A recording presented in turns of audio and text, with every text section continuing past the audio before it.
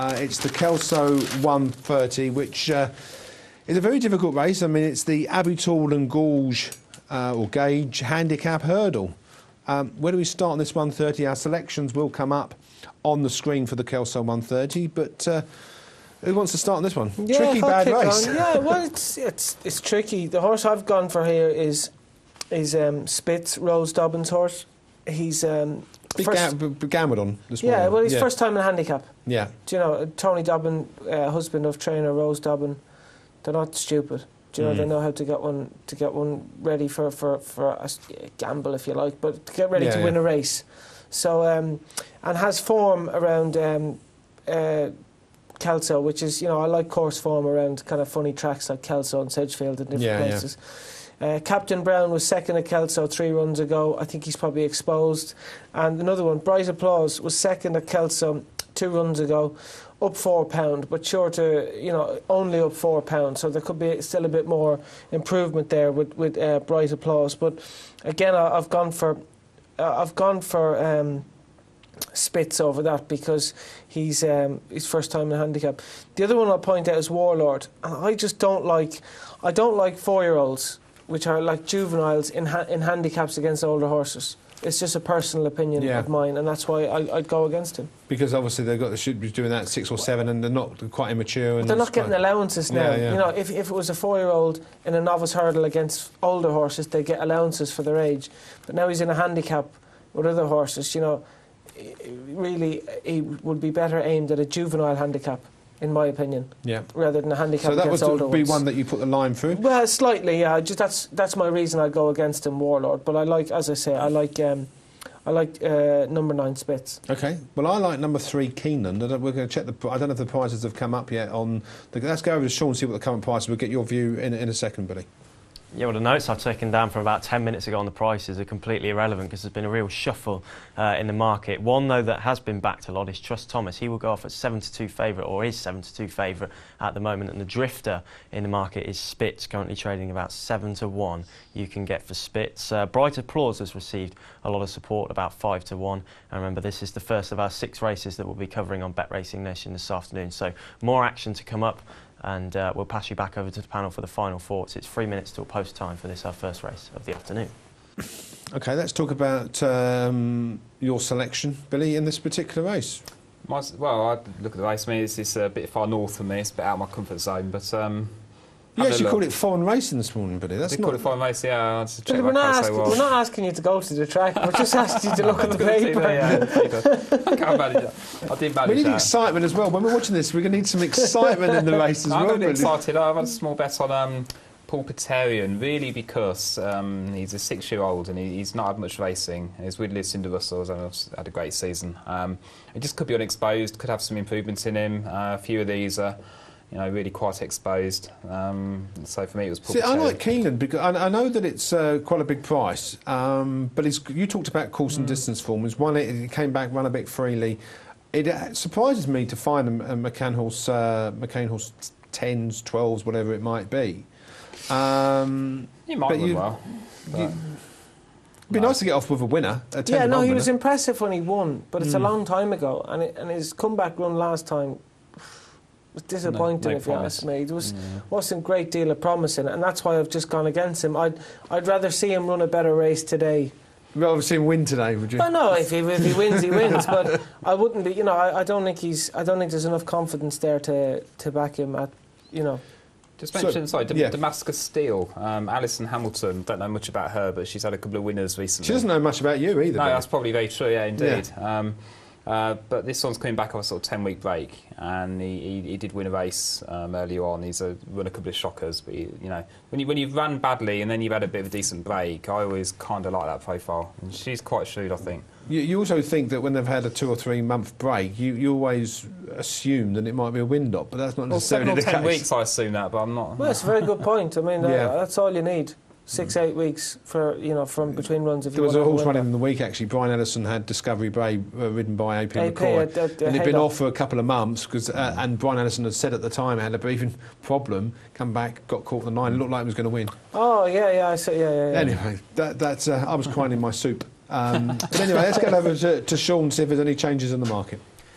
They're just circling down in at the post. Remember, they're starting the bottom bend for this race. It's 2 miles and just a little bit more, 2 miles and half a furlong for this. The Abbey Tool and Gorge handicap hurdle. 8 flights of hurdles to jump in total, and just over £3,000 is up for the winner. They're circling down at the start, almost getting ready to go. 10 go down to post, and if you do want the winner, I've picked out Bright Applause in this one. Adam Nicole taking the ride. A bit of support for Bright Applause has been backed into 5-1.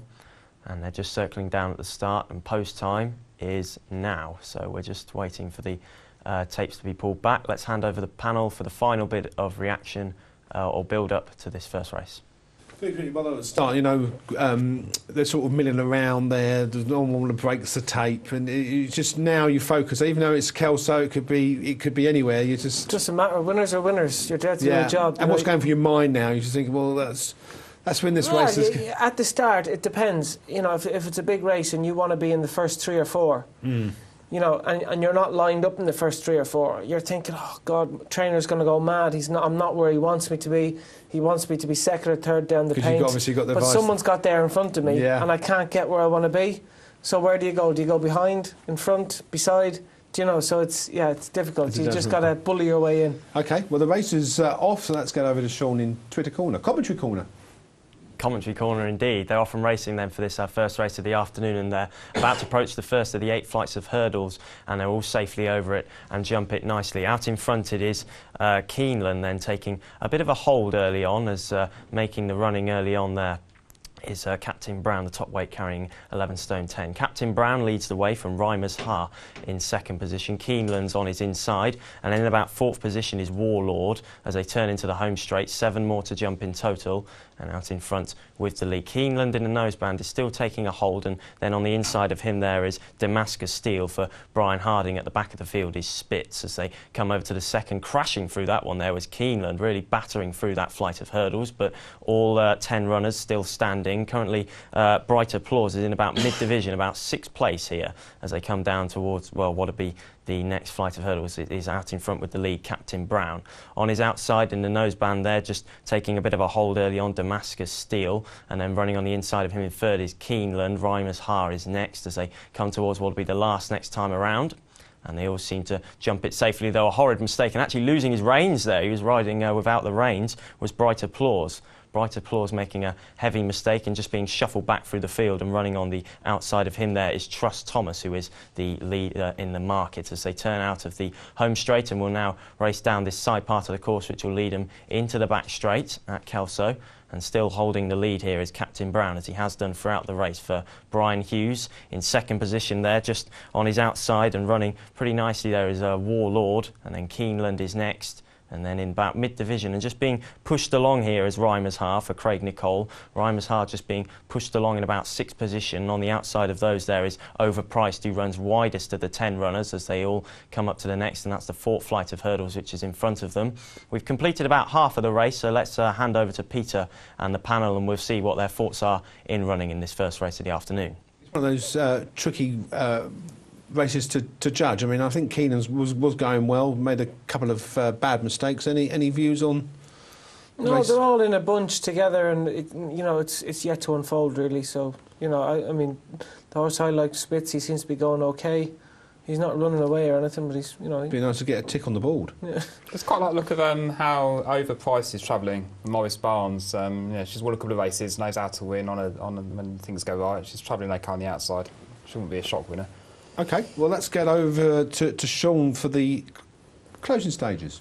Well, if you were to pick out a couple which aren't going to win, those would be Bright Applause, and then at the back of the field in the white colours, Reimer's Ha. But kicking on now and opening about a 5-length lead, almost catching the jockeys out here. Out in front is Captain Brown. Keeneland is in second place as they begin to turn into the home straight, but Captain Brown has a good lead here, about 5-length lead over Keeneland, and then scrubbing along there in third position is Overpriced, who's moved his way through the field, who's followed by Trust Thomas, who's in fourth as they jump over 2 out. With the lead still, it's Captain Brown. Captain Brown Brown about 6 lengths and he's cruising here. He's got all the others off the bridle. Keeneland in second is scrapping along and just running a little sideways there is the leader, Captain Brown. Keeneland now is beginning to reel him in, and it seems that Captain Brown isn't responding to any sort of shuffle that Brian Hughes is asking for him. Brian Hughes and Captain Brown are weakening. Keeneland is in second position and giving chase as they come towards the last. It's still Captain Brown. He's down! Captain Brown has taken a horrible fall at the last, and Keeneland now will come up and take the running, and on the far side here is Overpriced.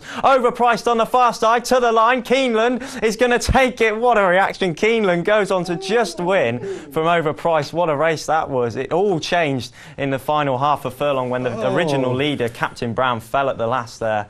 Captain Brown down and out, but your winner, it's Pete's winner. The first winner of the afternoon for Pete. Let's hand back over to the panel. We need to calm down in commentary corner. That was very exciting indeed. Over to Pete. Well, what can I say? I hope they caught that reaction. Yeah. Not going to hear the end of it now. We're not going to hear the What price was that? I don't know. It was a hole before. Captain Brown, I hope he's okay. It was a hole before absolutely. Last, but, absolutely. But no, well done. That was fair play. And to find, I think that's one of my. It's it wasn't one of my selections, but I've had a little few quid on that. 10 to 1. Yeah. So you got to be a judge in this game. You got to be, or did he do it? That's the question. He was always the horse in front was time. He tried to pinch it. Yeah, I'd say he was kind of wandering around going to the last, and I don't know if it was more a tired fall or lack of concentration. You know, it'd be interesting to see how he is afterwards. I hope he got up okay, and Brian Hughes as well. Okay, but I'm going to have to let you go. We'll get the SPs off that race in a minute. 12 to 1. Huh? 12 to 1. 12 to 1. Yeah. There you go. 12 to 1 winner. Great way to start the day.